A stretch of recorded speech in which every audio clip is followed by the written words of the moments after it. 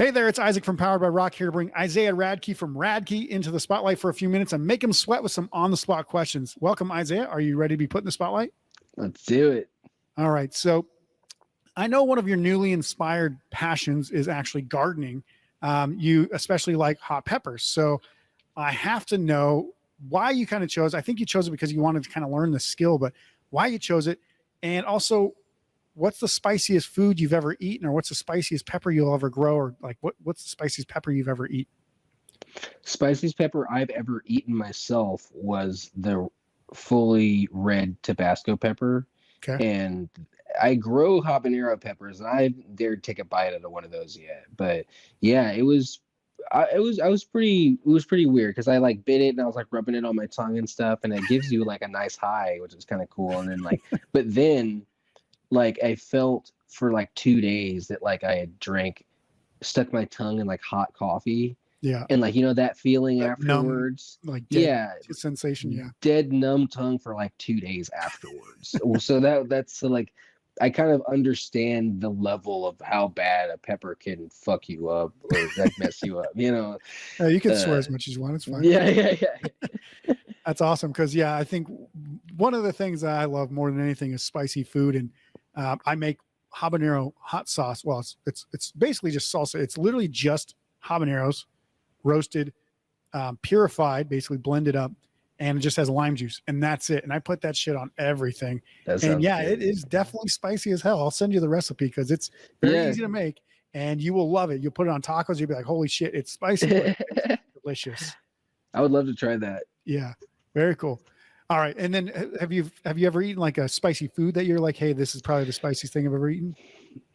I want to say it was Indian food, but it wasn't. It was this Thai restaurant, and I got the Thai spicy, like and level 10 or something like that. Yeah, like the full high level, and I would say that was pretty up there with some of the spiciest foods I'd eaten. Like that was like something. It was good, but I've definitely messed around. So like Mexican restaurants, Thai restaurants, Chinese restaurants, if you say make it extra spicy, they don't really mess around. But sometimes you're like, I'm gonna eat it, but I'm definitely miserable for this experience. Yeah, totally. Because sometimes if you ask for the hottest thing, it's not very hot. So it's kind of sometimes if you want it hot, you gotta just ask for the hottest one. Yeah, you gotta challenge them, and then they'll bring it.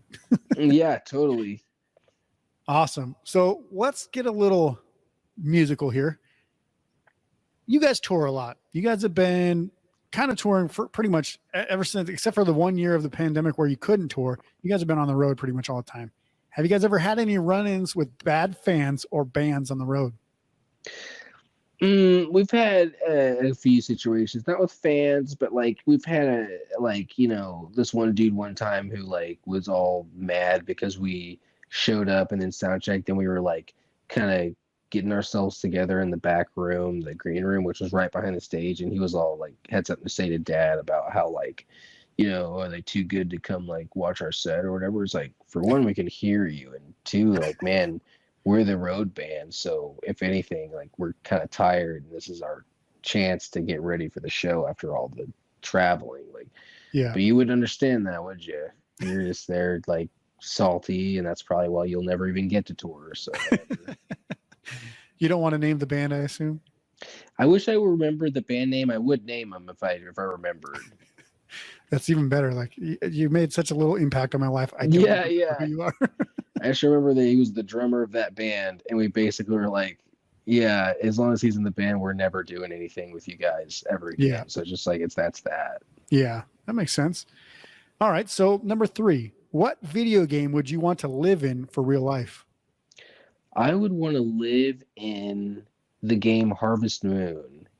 Okay. Because I've heard of it. You're gonna have to explain the concept, because it's just like it's like a space fantasy or something, right? It's like a farming simulator. You're just this guy who inherits his grandpa's farm in this little like village town, and you just live there, and you at some point get married and have a kid, and that's pretty much the game. You're growing plants and just like living in a nice, happy town that doesn't seem to have any any kind of president or anything like that. It's just like a Funny. sweet So life. it's not like in outer space. I thought for some reason it was like in outer space or something like that, or not in outer space, but like on a distant planet or something.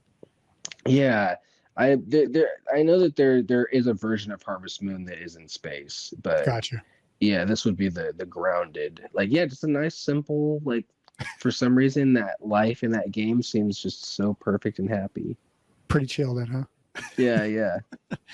Awesome.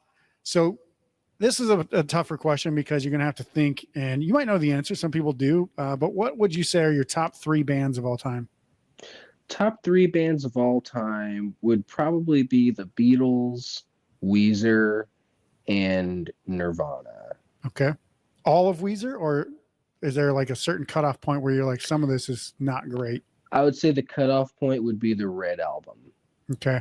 Like, so Yeah. so from Blue to Red is like one of the greatest bands ever formed. And then I would say stuff like Van Weezer and like OK Human were really great. And if those came out like after Red, it would be insane. But there was Yeah. a lot of weirdness in between and a lot of mixed kind of So stuff. like Black Album for me was not good. I just flat out did not like that album.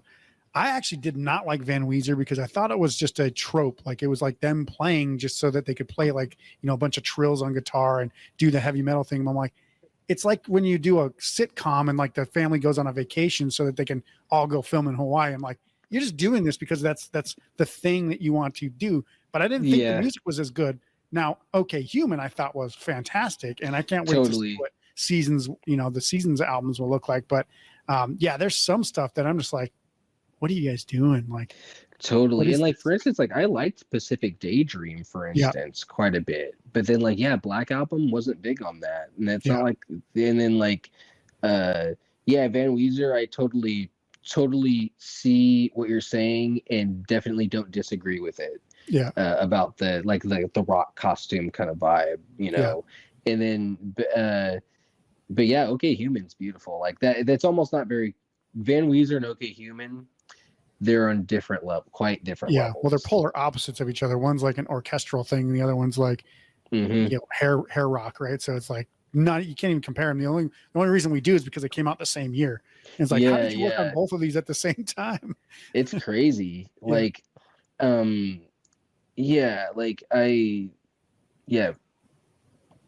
was a great one, that the OK Human. But like Weezer from the Blue to Red, crazy, amazing. Yeah, awesome. All right, so this one's going to be very personal. The rest of the band might not take kindly to your answer, but who would win in a fight between the 3 brothers, and what would you be fighting about? Let's see. If I were really to wonder who would win the fight, it would be, you know what? It's always been so even between D and I, like as far as physical battling each other. And I think that's partially based on, one, D's got age on me and experience, and you're a little taller, a little bigger though. I had a little mass going. Yeah, I had a little bit of the weight on him, so like that always created kind of a balance. And so yeah, I you immediately take Solomon out of this. He's not going to win. Yeah, Saul's out instantly.